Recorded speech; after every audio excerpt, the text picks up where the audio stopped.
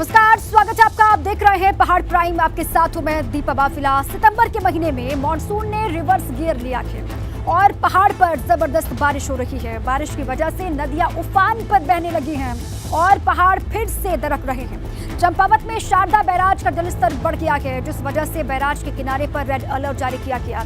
लोगों से कहा गया है कि वो सुरक्षित स्थानों पर ही रहें और नदियों किनारों से दूरी बनाए रखें।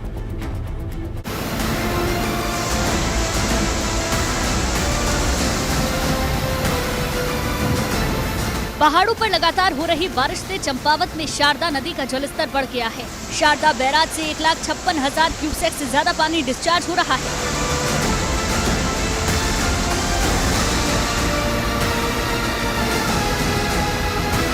नदी के बढ़ते जलस्तर को देखते हुए शारदा बैराज प्रशासन ने बैराज के 18 गेट खोल दिए हैं।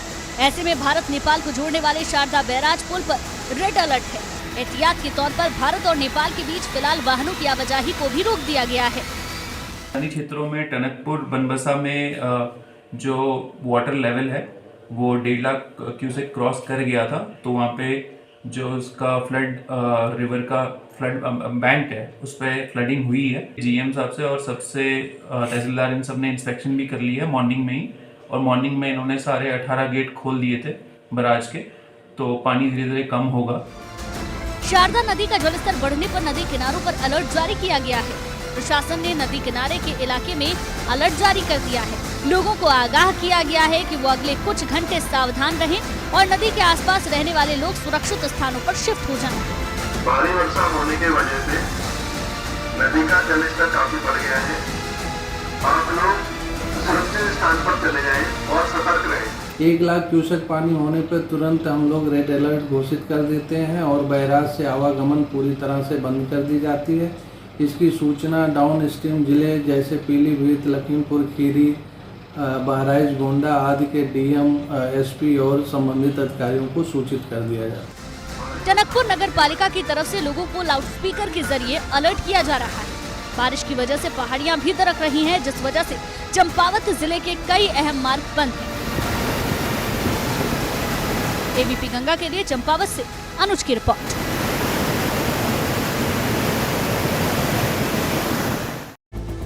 और इसी बीच विकासनगर से बड़ी खबर है। विकासनगर में चलती बस में अचानक से आग लगी और हादसे के वक्त बस में सवार थे 22 लोग।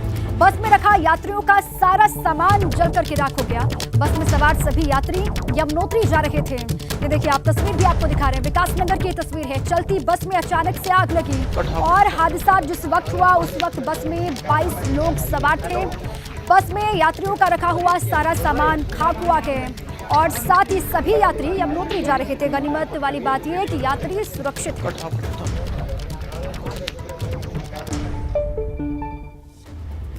रामनगर में भी बारिश की वजह से बरसाती नालों का जलस्तर लगातार बढ़ रहा है। धनगढ़ी नाले में पानी का जलस्तर बढ़ने से कई वाहन फंस गए और कुछ राहगीर पानी के बीच से गुजरने की जहमत उठा रहे थे, इसलिए उनके वाहन पानी में फंस गए, जिन्हें जेसीबी की मदद से निकाला गया।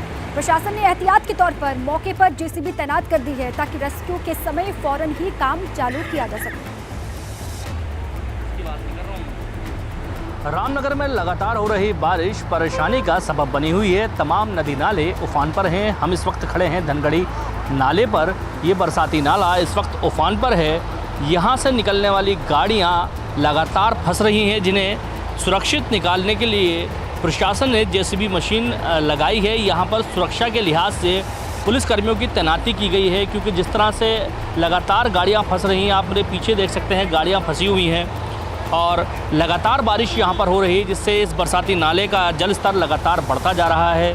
यहाँ से लोगों को सुरक्षित निकालने के लिए प्रशासन ने अपनी टीमें यहाँ पर तैनात की हैं, लेकिन लोगों से लगातार अपील भी की जा रही है कि वह नदी नाले पार करने से पहले एक बार जल स्तर ज़रूर देख लें। वीडियो जर्नलिस्ट इफ्तिकार हुसैन के साथ दानिश खान, एबीपी गंगा, रामनगर। और उधर रुद्रपुर और नैनीताल से भी नदियों का जलस्तर बढ़ने की खबर सामने आई है, जिसे लेकर प्रशासन हरकत में आ गया है। कंट्रोल रूम के जरिए नदियों के बढ़े जलस्तर की लगातार निगरानी की जा रही है।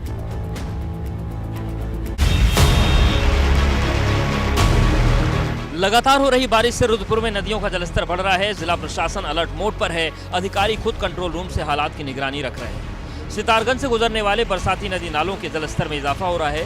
इसे देखते हुए प्रशासन की तरफ से हेल्पलाइन नंबर जारी किया गया है ताकि जरूरत पड़ने पर इस पर कॉल करके मदद मांगी जा सके।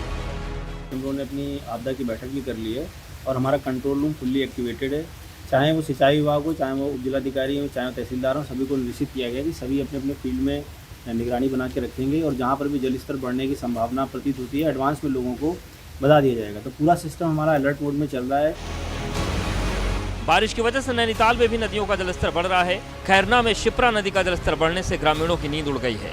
आगे से ग्रामवासी अपने घरों के छतों से बाहर निकलकर अपना माथा पकाकर बैठे हैं कि कहीं हमारे मकान पुनः 18-19 की आपदा की तरह जलस्तर पर समर्पित तो ना हो जाएंगे करके, पर लेकिन प्रशासन द्वारा अभी तक सुरक्षा कार्य कुछ भी नहीं किया गया। कई बार संबंधित विभाग को एवं अधिकारियों को शासन स्तर को बता दिया गया। पिछले साल इसी नदी के उफान पर आने से बड़ी तबाही हुई थी। नदी का जलस्तर बढ़ने से लोगों के जहन में पिछले साल की घटना की यादें ताज़ा हो गई हैं।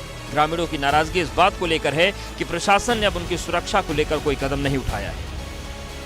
एबीपी गंगा के लिए नैनीताल से कमल जगाती के साथ रुद्रपुर से विकास कुमार की रिपोर्ट।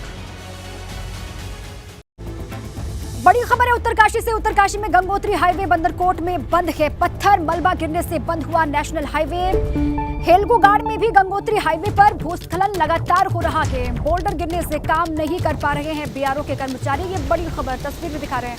गंगोत्री हाईवे बंदरकोट में बंद पड़ा हुआ है। उत्तरकाशी से बड़ी खबर है। पत्थर मलबा गिरने से नेशनल हाईवे बंद हुआ है। हेलगोगाड़ में भी गंगोत्री हाईवे पर भूस्खलन लगातार जारी है।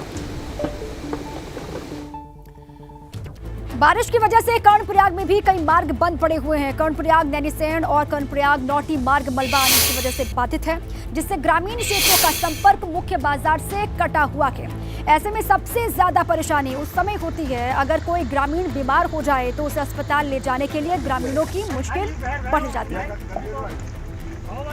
बीते 1.5 माह से कर्णप्रयाग नैनीसैंण मोटर मार्ग किलोमीटर 14 यानी फरोटा पे लगातार भूस्खलन से बंद हो रहा है, जिसकी वजह से पूरे क्षेत्र के आम जनमानस को बहुत समस्याओं का सामना करना पड़ रहा है। कई गर्भवती महिलाएं हैं, बीमार बच्चे हैं और क्षेत्र में आजकल वैसे भी वायरल चल रहा है, तो अपनी बीमारी को लेकर लोग अस्पताल तक नहीं पहुंच पा रहे हैं। मौसम विभाग के रेड अलर्ट के बाद उत्तराखंड के पहाड़ी इलाकों में मुस्तैदी बढ़ गई है। सरकार और प्रशासन अलर्ट मोड पर है। सीएम धामी ने कहा है कि सभी विभागों को अलर्ट पर रहने की जरूरत है। तो मौसम विभाग ने अलर्ट जारी किया है, रेड अलर्ट पूरे उत्तराखंड के लिए, और अब सरकार और प्रशासन दोनों ही मुस्तैद हैं। मौसम विभाग ने जो भविष्यवाणी की है उसके अनुसार अभी जिस प्रकार से बारिश होने की संभावना है उससे जगह जगह पर हमारे पत्थर गिरने का और भूस्खलन का एक खतरा पैदा हो जाता है, इसलिए यात्रा रोकी है। बाकी एहतियात के तौर पर लगातार वीडियो कॉन्फ्रेंस से सभी अधिकारियों से बात हुई है और सभी को रेड अलर्ट मोड में रखा गया है कि कहीं पर भी कोई भी आवश्यकता पड़े तो उस आवश्यकता अनुसार तत्काल रूप से उस पर निर्णय लिया जाए। चंपावत से भी बड़ी खबर है। चंपावत में टनकपुर नेशनल हाईवे बंद पड़ा हुआ है। नेशनल हाईवे स्वाला के पास बंद है और सड़क का करीब 25 मीटर हिस्सा बह गया है। हाईवे से बड़े और छोटे वाहनों की आवाजाही फिलहाल बंद है। बड़ी खबर चंपावत से, टनकपुर नेशनल हाईवे बंद है। बारिश की वजह से नेशनल हाईवे स्वाला के पास बंद हुआ है। सड़क का कहा यह जा रहा है करीब 25 मीटर हिस्सा बहा है और हाईवे से इस वक्त बड़े और छोटे वाहनों की आवाजाही रोक दी गई है।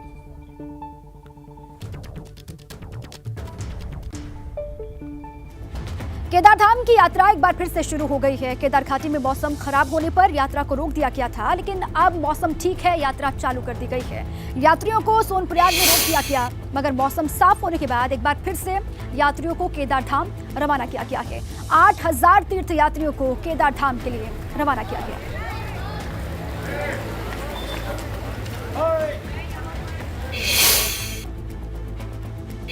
मौसम विभाग ने कुमाऊं में भारी बारिश का अलर्ट जारी किया है। कुमाऊं कमिश्नर दीपक रावत का कहना है कि सरकारी मशीनरी पूरी तरीके से अलर्ट मोड पर है।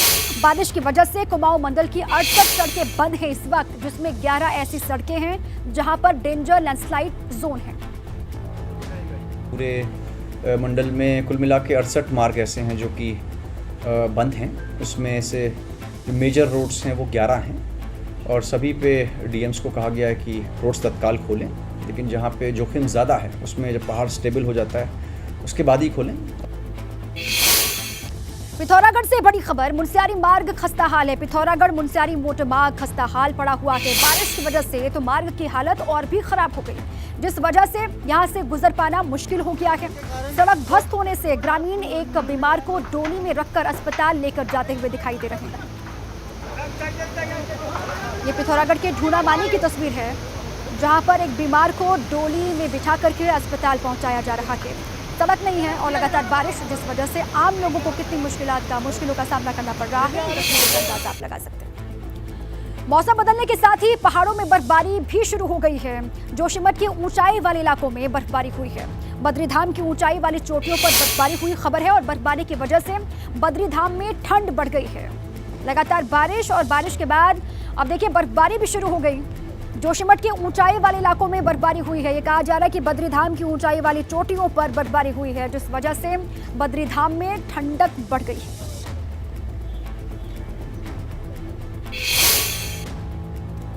और अब चलिए आगे बढ़ते। देहरादून से बड़ी खबर है। यूकेटीपीएससी की रद्द हुई परीक्षाओं को लेकर एक बयान सामने आया है। सीएम पुष्कर सिंह धामी का ये बयान है। सभी परीक्षाएं तय समय पर ही होंगी, सीएम ने कहा, और परीक्षाओं में पूरी तरीके से पारदर्शिता और निष्पक्षता होगी। सीएम धामी का ये बड़ा बयान है।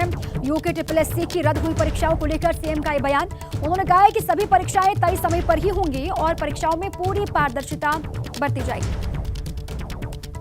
7000 भर्तियां लोक सेवा आयोग कराने के लिए पूरी तरह से तैयार हो गया है। उसका जल्दी ही कैलेंडर जारी होने वाला है।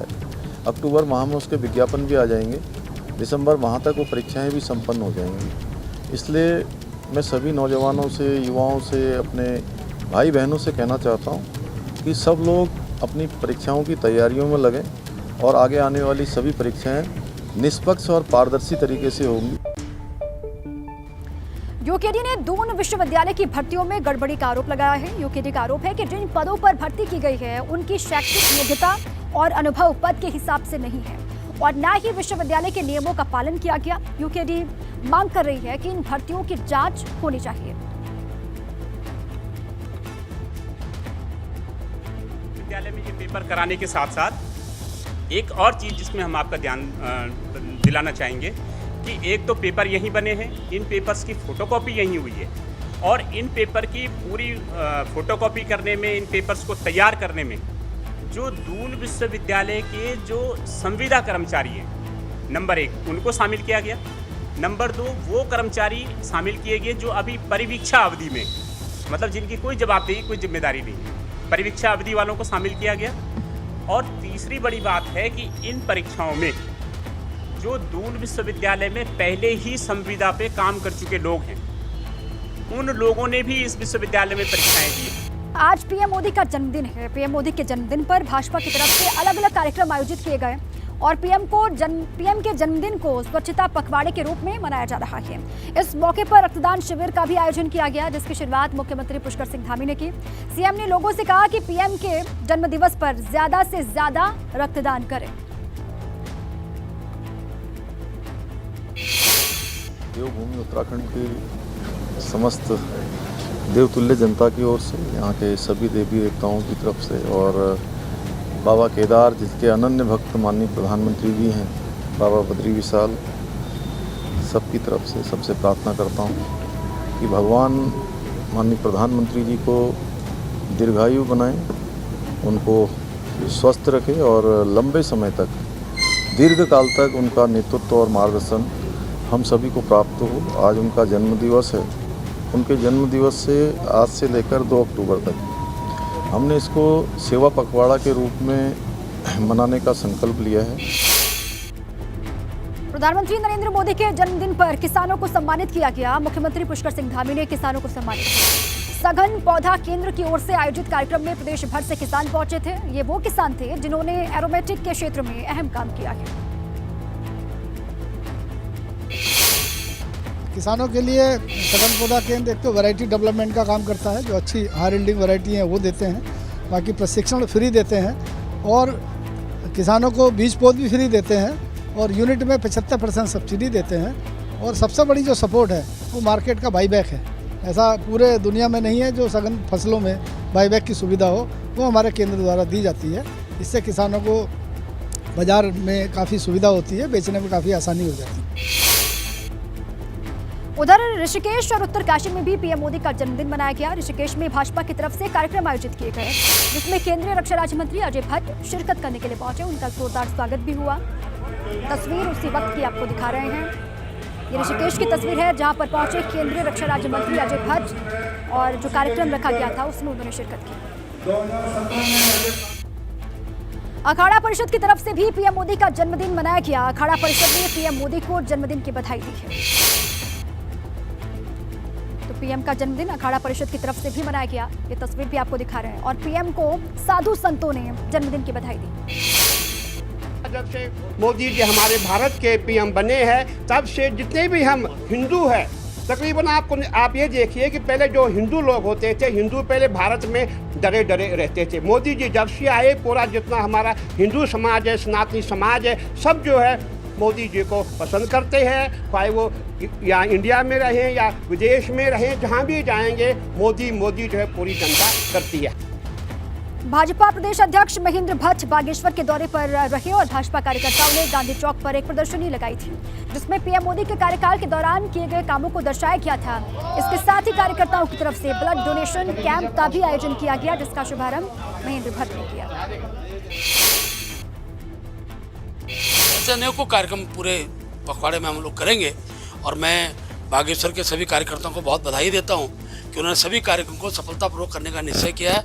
अभी हम लोग इसके साथ साथ जो मोदी जी के ऊपर विचार गोष्ठी है, उस पर वो गोष्ठियाँ भी होंगी, अनेकों कार्यक्रम होंगे, लेकिन सब कार्यक्रम सेवाओं से जुड़े हुए कार्यक्रम है।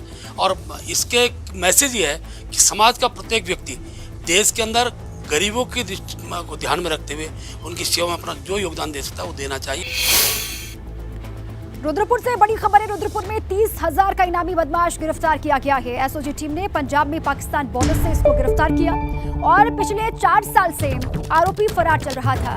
ये बड़ी खबर रुद्रपुर से है। 30,000 का इनामी बदमाश गिरफ्तार किया गया। एसओजी की टीम ने पंजाब में पाकिस्तान बॉर्डर से इसको गिरफ्तार किया है। पिछले 4 साल से ये आरोपी फरार चल रहा था। इसकी तलाश लगातार की जा रही थी। अब गिरफ्तारी हो गई है।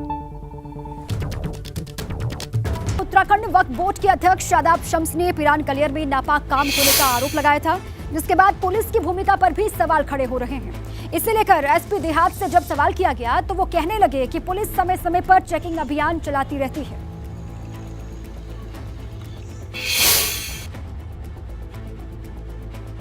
खासकर जहाँ तक बात देह व्यापार और शराब की तस्करी का है, इस पर हम लोगों की ड्राइव लगातार चल रही है और जहाँ पर भी हमें इस तरीके की बात संज्ञान में आती है उसके केस हम लोग कार्रवाई कर। पुलिस तो अपनी खैर लगातार हम लोग कार्रवाई कर रहे हैं, जैसी कोई सूचना मिलती है हम लोग कार्रवाई कर रहे हैं। अब जो आरोप जो लगाए गए हैं उसका अन्यथा कोई वो ना निकाला जाए। हमारी जो कार्रवाई है हम लोग एक डिपार्टमेंट के रूप में जो हम लोग कार्रवाई कर रहे हैं वो हम लोग अपने हिसाब से कर रहे हैं। हाईकोर्ट के आदेश के बाद गढ़वाल विश्वविद्यालय ने भूगोल विज्ञान संकाय में होने वाले साक्षात्कार स्थगित कर दिए हैं। इसके साथ ही भूगर्भ विज्ञान और रिमोट साइंस विभाग के इंटरव्यू भी स्थगित कर दिए गए हैं। दरअसल एक अभ्यर्थी का आवेदन कैंसिल होने पर वो कोर्ट की शरण में चली गई थी। अभ्यर्थी का कहना था कि उसका ओबीसी प्रमाण पत्र निरस्त होने पर विश्वविद्यालय को उसे अनारक्षित श्रेणी में शामिल करना चाहिए था। महीनों से जो इंटरव्यू चल रहे हैं, सारे इंटरव्यू में खुलेआम धांधलीबाजी यहाँ पर विश्वविद्यालय के द्वारा की जा रही है। 30-30 लाख रुपए लेकर इंटरव्यू यहाँ पर यूनिवर्सिटी करवा रही है, जिसका हम पहले से ही पुरजोर विरोध कर रहे थे और आज इस बात की सत्यता भी आप लोगों के सामने आ चुकी है। हाईकोर्ट, माननीय हाईकोर्ट ने इस बात को निर्देश दिया है। माननीय हाईकोर्ट ने साफ कहा है कि the said procedure adopted by the respondent clearly appears to be illegal and unconstitutional. Kedarnath मंदिर के गर्भगृह में सोने की परत चढ़ाने का विरोध हो रहा है। तीर्थ पुरोहित इसका विरोध कर रहे हैं। पुरोहितों ने आंदोलन की चेतावनी तक दे डाली है।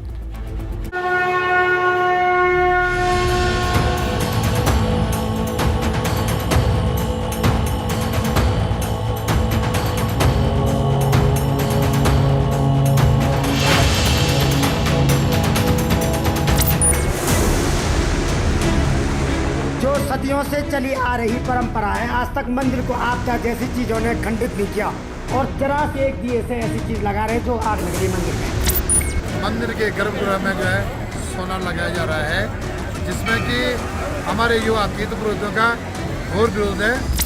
कुछ मुट्ठी भर लोग अगर विरोध करते हैं तो उसको पूरे तीर्थ पुरोहित समाज का विरोध नहीं माना जाना चाहिए। ये लगा रहे हैं कि DSR लग रही है यहाँ पे, देख सकते हैं आप। केदारनाथ धाम में गर्भगृह में सोने की परत चढ़ाने का विरोध हो रहा है। तीर्थ पुरोहितों ने चेतावनी दी है कि अगर ऐसा हुआ तो आंदोलन किया जाएगा। शासन प्रशासन द्वारा और BPTC द्वारा जो है मंदिर के गर्भगृह में जो है सोना लगाया जा रहा है, जिसमें कि हमारे युवा तीर्थ पुरोहितों का घोर विरोध है और समस्त स्थानीय लोगों का विरोध है। जब तक हमसे वार्ता नहीं होती है तब तक ये कार्य जो है बंद रहेगा और हमारे जो युवा तीर्थ पुरोहित हैं वो लोग जो है आंदोलन के लिए बाध्य रहेंगे। इन्होंने जबरदस्ती छेड़खानी की तो तुरंत जो है आंदोलन जारी रहेगा। दरअसल महाराष्ट्र के एक श्रद्धालु के दान देने पर केदारनाथ मंदिर की गर्भगृह के लिए सोने की परत चढ़ाई जा रही है। अभी तक यहाँ पर चांदी की परत चढ़ी हुई थी, लेकिन अब चांदी की परत हटाकर सोने की परत चढ़ाई जा रही है। लेकिन तीर्थ पुरोहित इसका विरोध कर रहे हैं। बड़े दुख की बात है और अफसोस की बात है, श्री केदार धाम में बिना तीर्थ पुरोहित को संज्ञान में लिए हुए प्रशासन के कर्मचारी रात छुपे छुपे जो है कि बड़ी बड़ी ड्रिल मशीनों को लेकर के गर्भगृह में छेड़खानी कर रहे हैं और इसका हम पूर्ण रूप से विरोध करते हैं। और आने वाले समय पर यदि कल के डेट में ये इसको उनको वापस नहीं लगाते हैं तो ये विरोध आगे और बढ़ा होगा और सारा तीर्थ पुरोहित समाज केदार घाटी एकत्रित होकर के केदार धाम में यहाँ पे सारे लोग बैठने को तैयार हो जाएंगे। उधर बद्री केदार मंदिर समिति का इस पर अलग ही तर्क है। समिति का कहना है कि गर्भगृह में कोई छेड़छाड़ नहीं हो रही है। चांदी की परत को हटाकर सिर्फ सोने की परत लगाई जा रही है। प्रकार की छेड़छाड़ नहीं हो रही है और गर्भगृह में वर्तमान में चांदी की प्लेटें लगी हुई थी और हमने चांदी की प्लेटें हटा करके उनको रिप्लेस कर रहे हैं, सोने की प्लेटें लगा रहे हैं। और उसमें कहीं पर हल्की फुल्की कील ठोकने और इस प्रकार, क्योंकि उसमें गर्भगृह पे हम सीधे तरीके से दीवारों से किसी प्रकार का छेड़छाड़ नहीं कर रहे। चांदी की जो प्लेटें थी लगी हुई उन पर सनमाइका लगी हुई थी, उसी सनमाइका पर ये सोने की प्लेटें लगाई जाएंगी। कुछ मुट्ठी भर लोग अगर विरोध करते हैं तो उसको पूरे तीर्थ पुरोहित समाज का विरोध नहीं माना जाना चाहिए। अब बड़ा सवाल ये है कि तीर्थ पुरोहितों के विरोध के बीच आखिरकार गर्भगृह में सोने की परत चढ़ाने का काम होगा कैसे? मंदिर समिति आखिरकार इसके लिए क्या रास्ता निकालेगी? एबीपी गंगा के लिए रुद्रप्रयाग से रोहित डिमरी की रिपोर्ट। और इस रिपोर्ट के साथ ही पहाड़ प्राइम में अभी के लिए बस इतना ही।